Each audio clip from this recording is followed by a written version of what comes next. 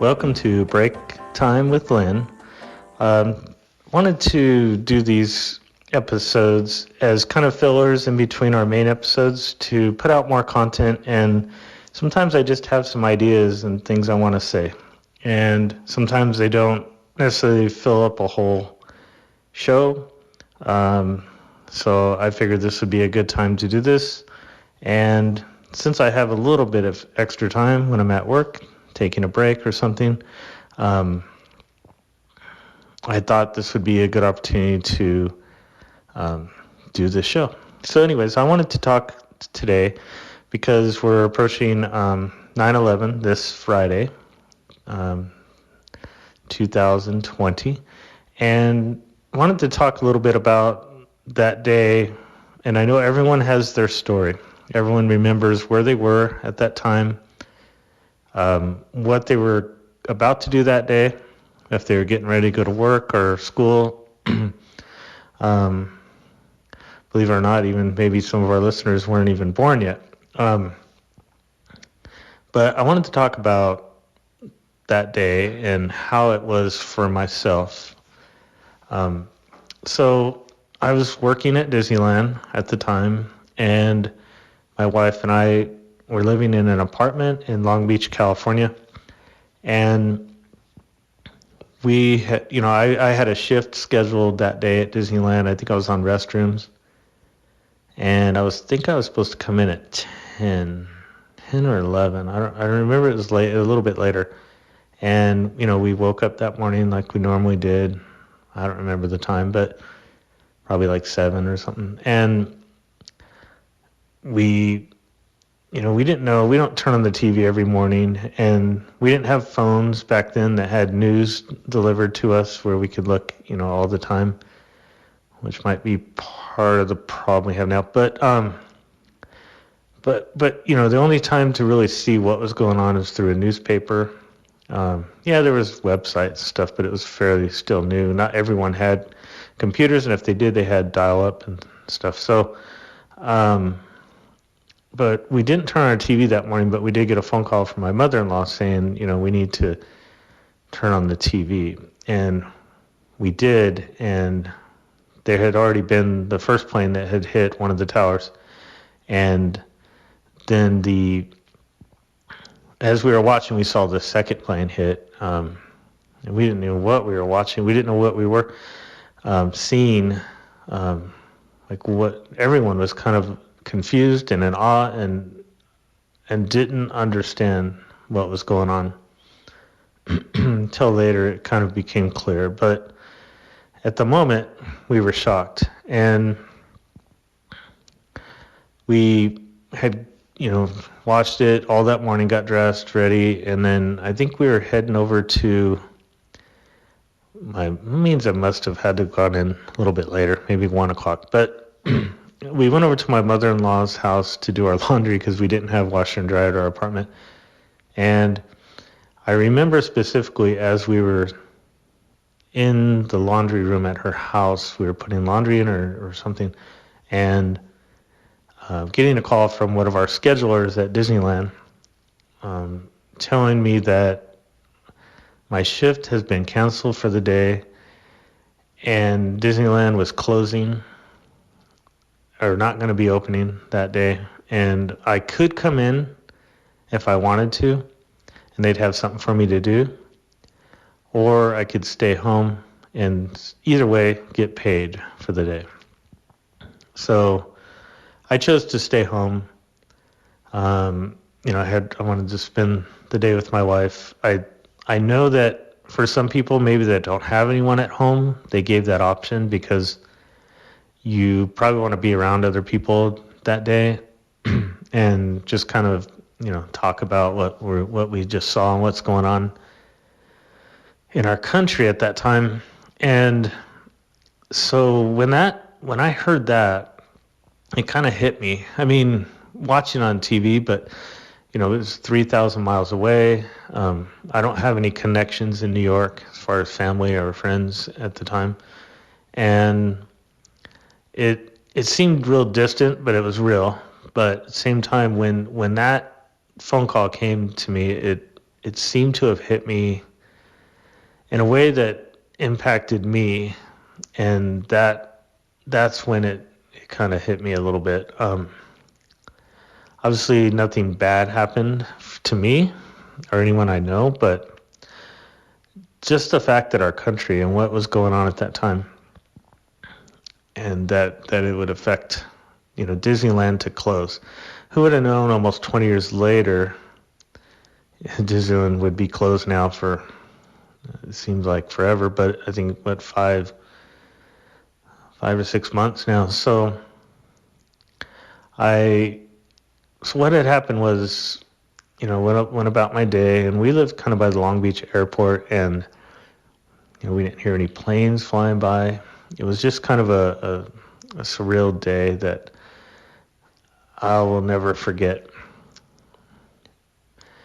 Going back to Disneyland, I believe this is where I was trying to remember, because I've seen other people post pictures of the event that went on at Disneyland when they reopened. I think I went back the next day, because that happened, I believe, on a Tuesday. I think it did. I think it happened on a Tuesday. And I believe it was that Friday or Thursday. I can't remember now. But it was that week. They had a ceremony at the flag pole at Disneyland in Town Square. And, well, let me rewind. Prior to that, we were told as cast members, to put a smile on our face, to if we needed to go backstage, which means back area, to gather ourselves, to get ourselves together. If we had a moment where we needed to, we could. But for the most part, we were told to, put on a smile. The guests were here to get away from the world and get away from the real world and the problems and enjoy ourselves at Disneyland. Well, they enjoyed themselves. I guess I was enjoying myself, but I was at work. So what happened was I was on restrooms that day, and I was at City Hall, and I heard, some announcements going on, and I looked outside. There's that little porch area, the City Hall restrooms, and I just stood there on the steps and watched the ceremony, and it was, they had a moment of silence for those people and family and friends who had, people had lost their lives to that day. And I had never heard Disneyland this quiet with guests in the park. All the music was turned off. I don't know what was going on in the rest of the park, but on Main Street, it was really quiet. And they had this moment that I will never forget. I think that they also they sang God Bless America, and had the band there, and I believe probably the choir, not choir, anyways, the quartet, whatever the group, the a cappella, they may have been there. And I just remember that whole thing, and I was glad I was there for that, because it was a special moment, something I will never forget. I think that they asked us to put on a smile, because when people go to Disneyland, they like to be away from reality, the world, the real world. And that was what Walt designed it to be. And I believe that it still is that today. Well, not today, but you know what I mean. And so I believe that we go there to escape, to get to a place of happiness that we remember, or that we are doing something that really makes us happy. For on vacation, or even if it's our first time, we realize it's a special place and there's something different about this place.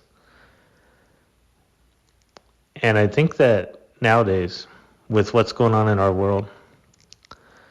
There's several things going on, but with our main COVID thing going on, I believe that they're going to do everything they can to open the park safely and under certain guidelines that others have set up. Disney is a business and they need to open. People like myself and fans want it to open. It is very difficult to record podcasts and talk about it sometimes when it's not open. And I talked about that last mini episode. But I do think that people want to go there now. The world needs Disneyland more than ever. And I believe that wearing masks and all these special guidelines will take away some of that. Will take away the fact that we are trying to escape what's going on in the world. I do also believe that, yes, we need to take precautions and stuff, but I also know that that people want us to escape. And that's just a reminder. If we go there and we have to wear masks and there's stickers everywhere and stand here, don't touch this. I believe that something's going to be missing from that magic that we get when we go there. But I also know they need to follow guidelines to be able to open. And they're going to do everything they can to make that happen. And I'm glad. Because I think the world needs Disneyland right now. I think that it changes people when they go. Not everyone, but people that believe in it. So I want you to just think about that. Think about why Disneyland is so important and why, obviously, you could say the world needs it, and it does, but, as far as the whole population of the world, a small percentage actually do get to go to Disneyland. And I guess we should never take that for granted, and we should always look forward to the next time we go and be thankful. So thank you for listening to this short episode. If you have any comments or stories about that day, 9/11, I'd love to hear in the comment section on Facebook when I post this, or anywhere. You can even email me at thesweetspot@gmail.com. But thank you so much for listening, and we have another great show coming up this week, at the end of the week, on our main episode. But this was episode 2 of the mini Sweet Spot episodes. Thanks for listening.